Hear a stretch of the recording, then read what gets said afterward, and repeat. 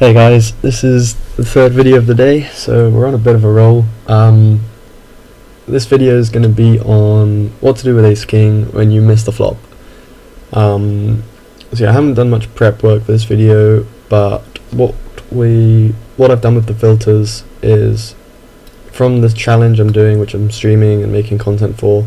I've got the filter set for after I started the challenge. The last pre-flop action is we've raised, so it could be a single raise pot, could be a 3-bet pot, could be a 4-bet pot. It'll be a mixture of all of them. We have ace king suited or ace king offsuit, and our hand strength on the flop will be high card with a mixture of no overcards or 2 overcards, up to 2 overcards.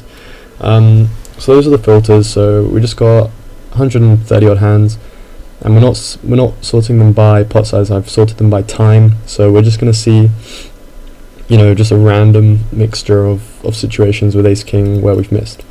So in this one we have a limp, we raise, and we have a call. I'll just do this because this is better for me. Okay. So yeah, on this board I just check back and fold to a probe. I could call this tiny bet, but yeah, the reason for not betting this flop and just giving up should be fairly obvious. The guy limp called pre-flop. Seems like he's going to be kind of loose, passive, sticky. On this kind of board, he's never going to fold anywhere between a 7 through to a jack. Any pair, he's going to have a shit ton of calls, and we have not much potential to win the pot with a strong made hand on the river, like a straight or a flush. And even making an ace or a king is probably not necessarily going to give us the winning hand. So we raise and face a call. This seems like a bet to me because we can make a flush, we can make a straight on certain runouts. If we make an ace or a king, it's hard for him to have ace queen or king queen because we block them, and also because we'd expect the opponent to 3-bet them at a pretty decent frequency. So we get a fold. So yeah, I'm just going to try and smash through as much volume as possible because for me personally, I learn pretty good when you just see a lot of situations and you can just see patterns appearing. So this one's 3 ways. I'm glad I'm playing these hands good, but yeah, it seems completely fine to give up on. Firstly, we're 3 ways. Someone could have a set. Pocket 7s, pocket 8s aren't going to fold on this board texture. Through to pocket jacks. There's massive calling ranges. We don't block, we unblock the nuts, say 6s, 5s, 4s, and we block the folding range, so like if they wanted to call pre-flop and, fold ace queen on the flop, then we actually block that hand, which we don't want. Okay, let's keep going. We 3-bet. I talked about this hand in a session recently.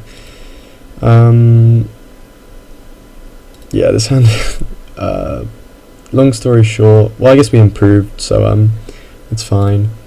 I don't need to go over it, but yeah, if you want to see the analysis of this hand, I'd recommend going into official Bankroll series part 5. It's one of the hands we talk about, because it does seem like a bit of a thin turn bet at first glance, but if you read my analysis, it makes sense. Same with this hand. Okay, so we bet the flop to fold out 8s and 9s. We pot the turn to fold out 10x,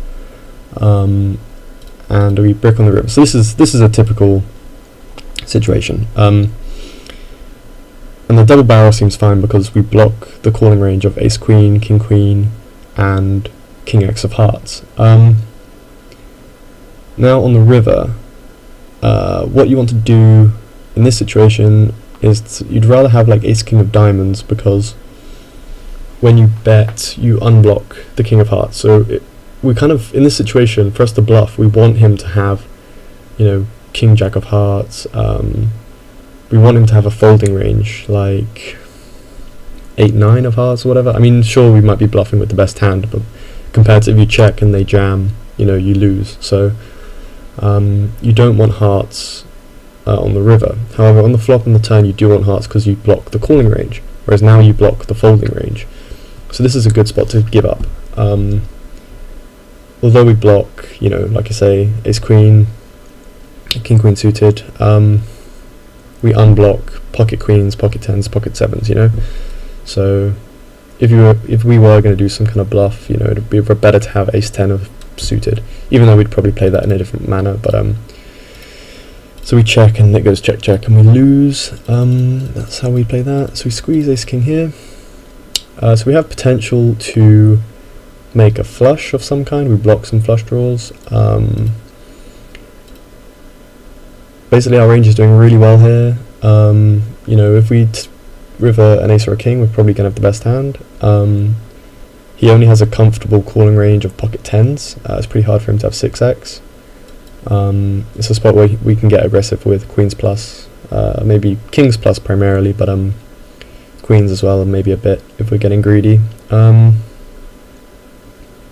yeah, we can leverage our stack, so that's one way to play ace king there. I think ace king with no diamond I'd probably play differently. We block his king of diamonds fold calling range, so that was useful to some extent. We block ace king and ace queen here, and I give up. Yeah, I felt like this guy was just never going to fold queen. Jack is not the greatest barrel card.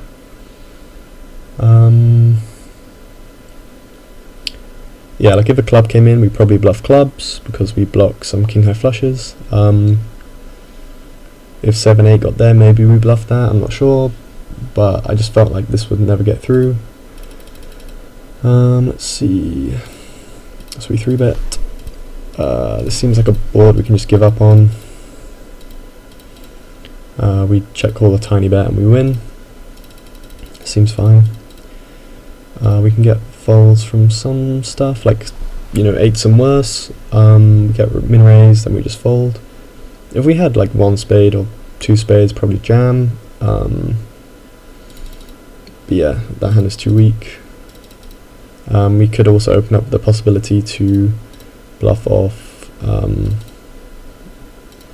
like a jack on the turn, for example, or jack 10 on the river. They call twice and then fold.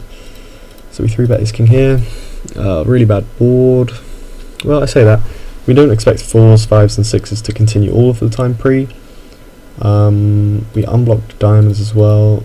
Yeah, God. What am I doing? I think this is maybe a mistake, but at the same time, we don't have diamonds, so we can jam the river and get those to fold. I think that might have been my plan. Sometimes I use that for justification for making wide double barrels. That's something to think about. 3 ways on the flop on a really bad board. Seems fine to give up. Okay. Yeah, seems okay to check and win. I don't think we got a ton of fold equity. We can get blown off our equity. We can keep in hands like ace 10 off, which should be bluffing. Yeah, just checking and winning is okay. We get folds from 9s and worse. We block, you know, ace jack, ace 10, king jack, king 10 suited. We can make a flush, we can make a straight. We have overcards to, say, queen 10. I think that's decent enough reasoning for betting that one.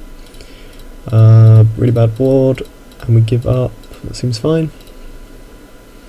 Like, we don't have, so I'll just go through the same way we went over the last hand. We don't have any flush potential at this moment in time. We don't have any straight potential really. You know, we might get raised off of our gut shot if a jack comes. We don't block straights, we don't block 2 pairs, you know, all of that stuff. Yeah, it's just kind of an auto lose spot. Just folded here. Okay. Even though it's a min bet, we have reverse implied odds. It looks like that guy did have a set when he nuked the turn. So I delay c-bet. So I'm kind of representing pocket 10s here. We block some calling range, you know, good queens, good 10s. We block king jack. We could play king jack like this maybe. Really bad board here again. Yeah, we just give up. No flush potential, not much straight potential, not much top pair potential. Top pair is probably not going to be good. Block ace queen. Unblock clubs, which we can bluff off if clubs miss. We have good fear equity against, you know, medium pairs. We have a decent flush draw. Well, I should be betting that flop or calling the turn. That's definitely the first mistake of this analysis. Have a flush potential. I think I'd prefer a float, unless I know this guy's a nit, so it's whatever. Betting is not terrible. Folding is completely fine. Probably only have 4 outs against checkman raise. I would prefer a give up probably on this flop. I think I'd barrel the turn if you're gonna do it. I don't know. I think flop I should have just given up, because then we're in a 6 spot on the turn. So yeah, that should have been a give up. I think it's fine to bet this. We have like top pair potential, and he's going to have a lot of hands we can just fold out, like queen jack suited. More or less giving up. Yeah, that was a value bet. I think it's completely correct to do that. We fold to a min bet. Yeah, whatever. Don't really need to float all the time. So it's just stuff like this, you know. Just, you know, if your hand is more connected to the board, you can bet it, not because. So if you have like a flush draw or a straight draw, not only do you have pot equity in that when you get called you can sometimes win, you block your opponent's calling range of draws, so that's useful. You have more fold equity the more connected your hand is to the board. And yeah, but sometimes you got to remember, you unblock the nuts in terms of sets sometimes, lower straights. On the river you can sometimes block folding ranges if you still have the busted draw. You actually don't want that on the river, but you do want it on the flop and turn.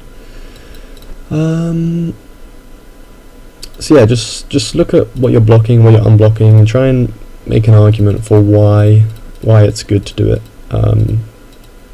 So we unblock flushes, we unblock basically everything here. Seems fine to give up. Not so connected here. Alright, we win. So yeah, I think this video is long enough. You should have seen, I don't really have any more points to make.